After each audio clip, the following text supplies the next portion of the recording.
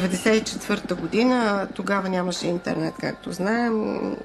Английски не беше толкова разпространен в Япония. Бях на специализация и търсех българското посолство. И сама трябваше да отида. Всеки, който попитах за нашето посолство и ме питаха, нали, винаги откъде съм, като кажех, че съм от България, винаги казваха кисело мляко.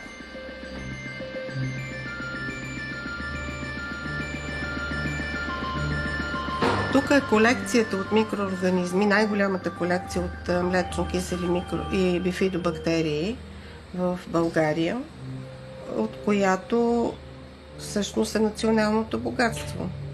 Тази колекция, началото е положено в началото на 60-те години на миналия век, когато нашите колеги са ходили и от бабите по селата, са събирали домашно приготвено кисело мляко, изолирали са съответно микроорганизмите и са правили закваски. И ние до ден днешен ги продаваме по света.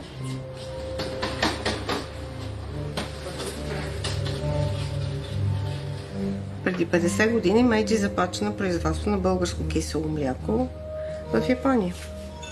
По български лиценз, с българска технология, български закваски и така вече 50 години. Това се случи по времето на управлението на Държавно стопанско обединение и млечна промишленост от моя баща. Но в това са участвали много хора, не само той, разбира се. Това е всеобщо усилие и признание за цяла България.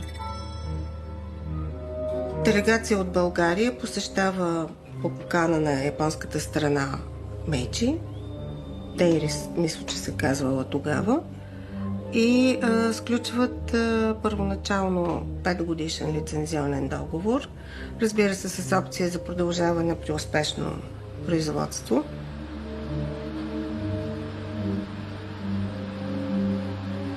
Център за научно-изследователска дейност в момента работят основно децата на тези, които са започнали лицензионния договор, да изпращат култури за там.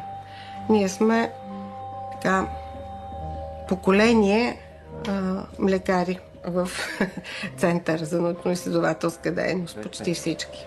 А този сега калинка ни поставя задача от 144 България. 50 години, всеки месец ние доставяме закваски за производството на българско кисело мляко в Япония.